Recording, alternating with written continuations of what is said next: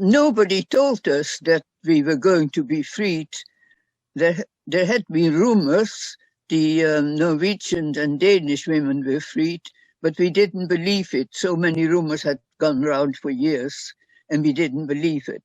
But standing outside the main gate that day, waiting, we still thought that we were going to be killed, like several of the women were killed before, when they thought they were going to be better treated or freed.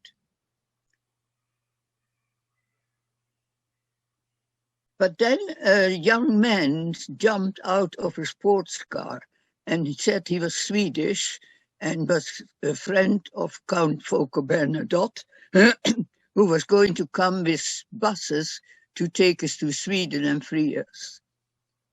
But the buses didn't come, so we still didn't believe it.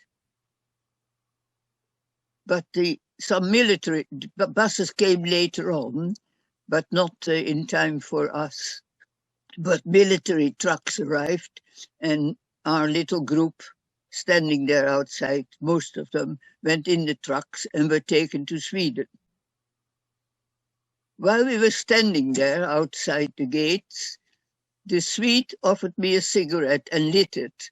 And when he lit the cigarette, my Aufseherin, the guard, female guard, leaned out of her window and said, "Nicht rauchen, Selma."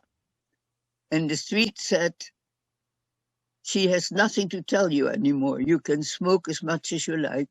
At that moment, I realized we were free. And then we were taken to Sweden, and in Stockholm, we had to give our names to an attaché, Dutch attaché, and I gave my illegal wartime name, Margarethe van der Kuit.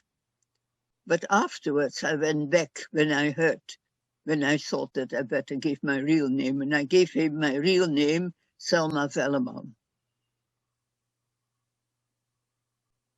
And at that moment I also realized, although I was still scared giving my real name, I realized that we were free in Sweden. I think Ravensbrück is very, very important for organizing the meetings with the children and the students every time, which you do with all the students and children from Europe, all the countries that had been imprisoned in Ravensbrück. And I think that is very important to tell them what happened there during World War II, so that they can tell it again to their children, and with a bit of luck, it won't happen again. So it's very important that Ravensbrück is there. And especially the Gedenkstätte, because the Gedenkstätte is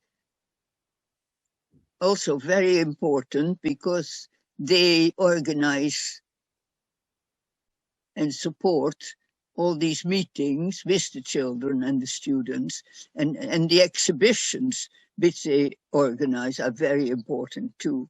I think we have to do things so that we hope and try it, not that it it's going to happen again in the future. Well, I'm a great believer in memorials and commemorations because I think it's the only way we can tell people about what happened and hoping that it won't happen again. Very important.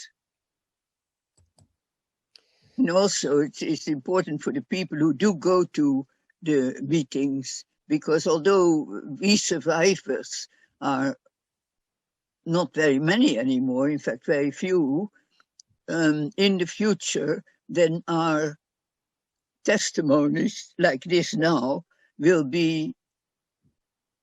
exist, and so the future people can still listen to that and make up their mind.